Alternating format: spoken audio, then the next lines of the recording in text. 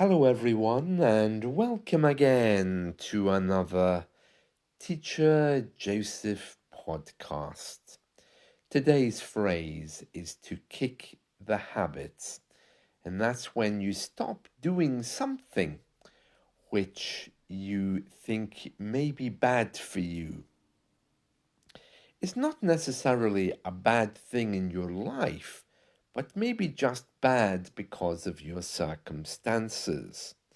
Let me give you a few examples to make it clearer.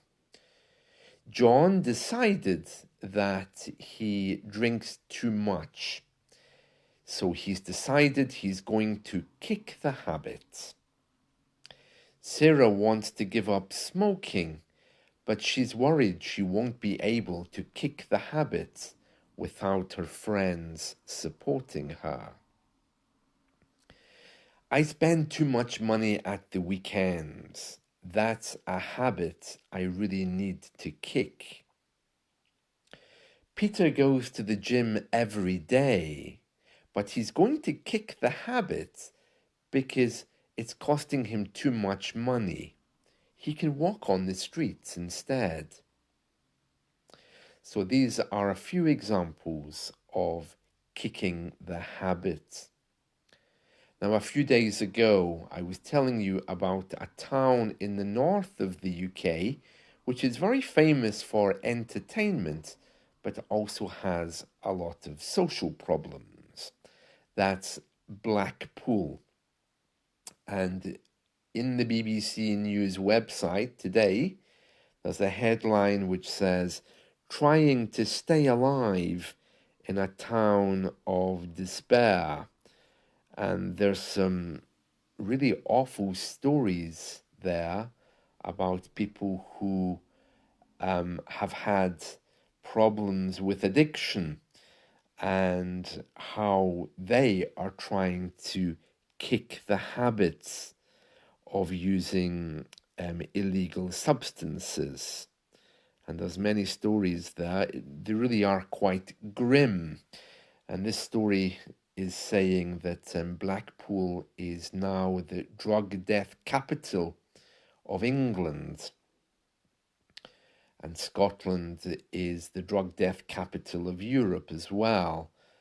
Yeah, I was telling you the other day that the central government is trying to address this. It has a process in place which is called levelling up, and is trying to make sure that the northern parts of the UK receive as much money as the southern parts. But yeah, this is an awful story.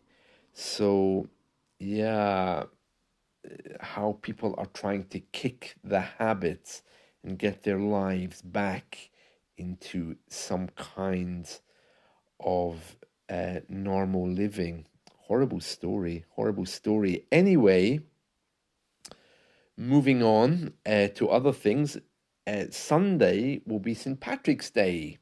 So wherever you are in the world, I'm sure there's going to be an Irish pub near you, because Irish people, of course, over the centuries travelled everywhere.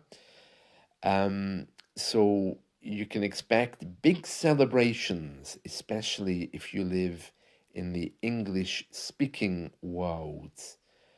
If you're not sure if there are going to be celebrations, simply find your local Irish pub, and I can almost guarantee they'll be having a party or a street parade. Around here, there's going to be a St. Patrick's Day celebration, which will be having live music, an outdoor festival. The local church will be having special services in Gaelic. That's the Irish and Scottish indigenous language. In Ireland, it's called Gaelic, and in Scotland, it's called Gaelic. Very popular. It's a day associated with heavy drinking. So, for those of you who are trying to give up alcohol, who are trying to kick the habit, it might not be a good celebration for you. There's going to be huge street parades across the English world. If you have access to American TV, have a look around Boston because loads of Irish people went there in the 19th century. We all have cousins who live in the Boston area. Boston is the most European part of America and has a massive Irish cultural hub, since many of them are descended from us. Both my grandmothers were Irish, so I'll be enjoying St. Patrick's Day celebrations. For people who are descended from the Irish, but who are not Irish themselves, Irish people call us plastic paddies. Paddy is a nickname for Patrick. And they call us plastic paddies because we're not really Irish, but we have Irish blood. And the Scots and the Irish are intertwined. They're more or less the same people. Everyone is Celtic. My parents were both Scottish. I was born there, but I grew up in London, which is why I don't have a Scottish accent. There we are. So St. Patrick's Day, that's going to be a big, big celebration across the UK and Ireland this weekend. Other news stories today. I see Concorde is back in the news. Now, I love Concorde. That's the supersonic plane that used to travel at high speed. It was taken, I think, out of service many years ago. There isn't just one of them. I think there's 8 or 9 of them.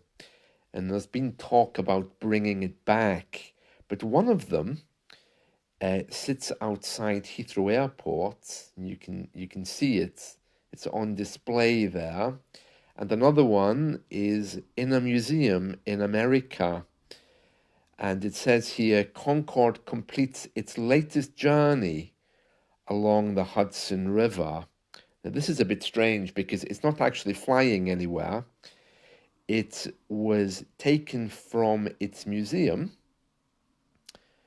and it was sent to be repainted.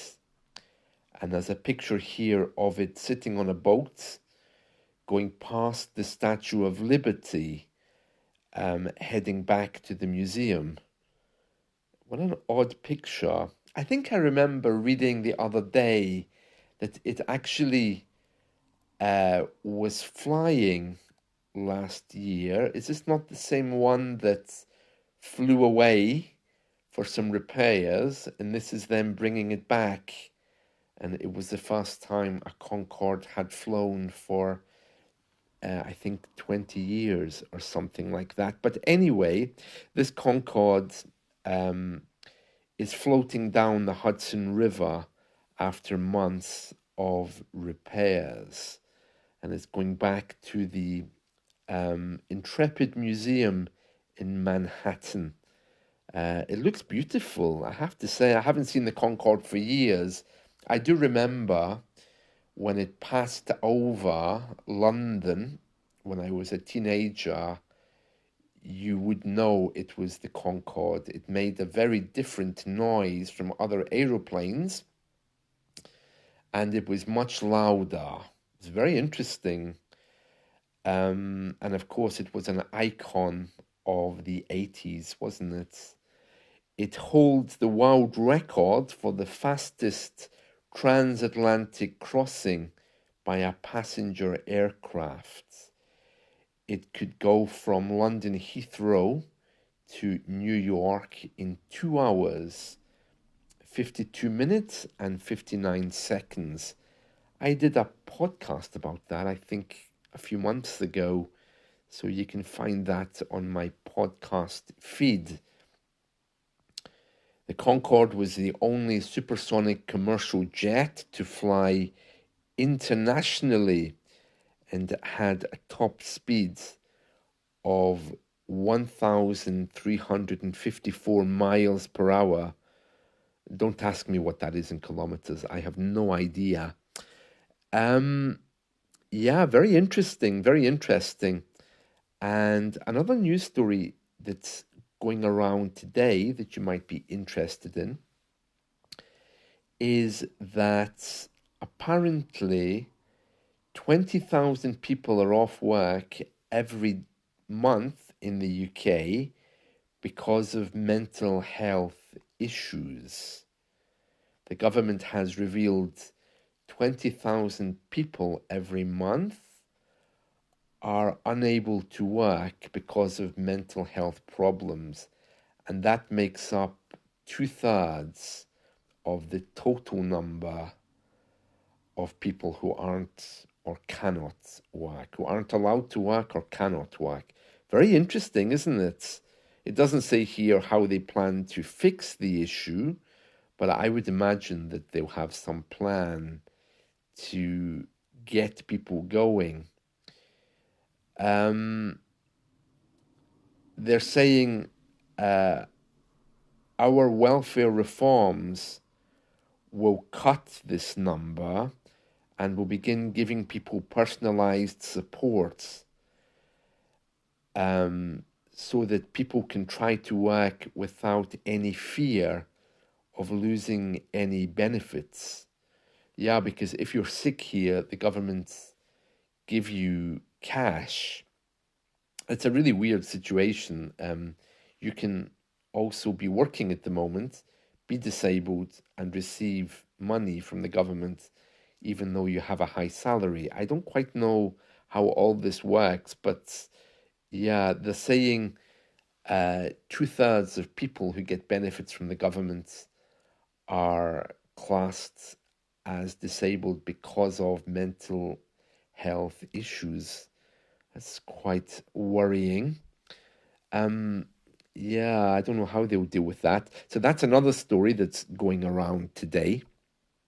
And of course, in that figure, there'll be people who are recovering from addiction as well, especially if the country has such a big problem with it, like the earlier story.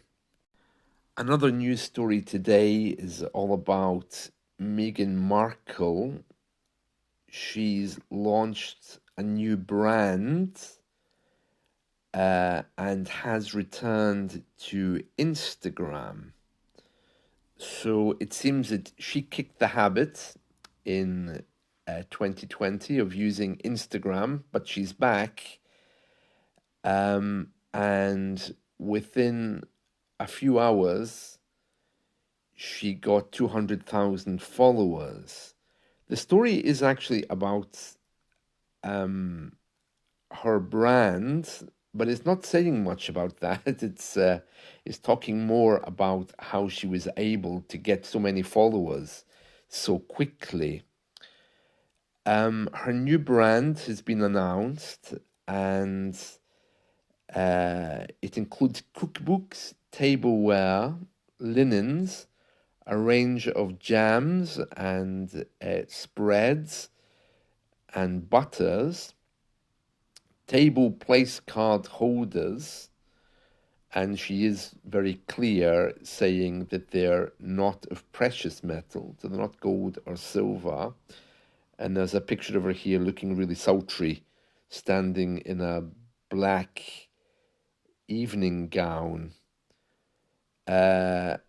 And then there's also another thing here.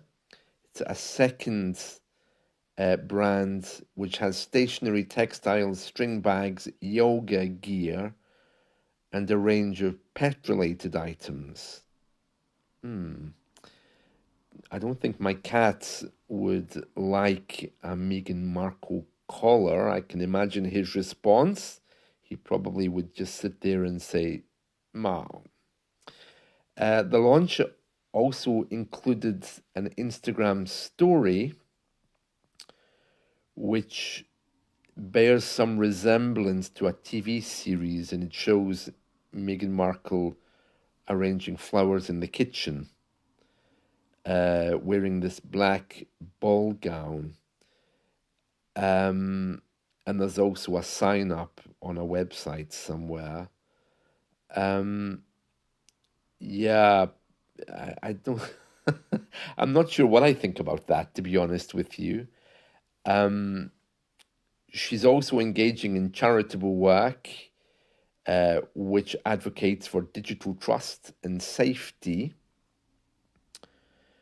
Um, and it's saying that it's a return to work for Megan, who previously was interviewing celebrity friends, shared recipes, and blogged about travel and food. Oh, she sounds like me, doesn't she?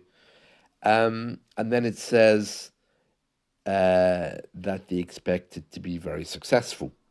So that's the news today about Meghan Markle. Meanwhile, there's another news story in one of our other newspapers about Kate, saying how senior royals or senior employees of the royal family aren't allowed to see Kate, which again is bringing up this mystery and conspiracy about where she is or what happened to her. Today would be a very good day to decide to give up something. Maybe some of you are already doing that for the 40 days before Easter, or some other practice. And if you are doing that, I wish you every success. So, see you again soon. Bye.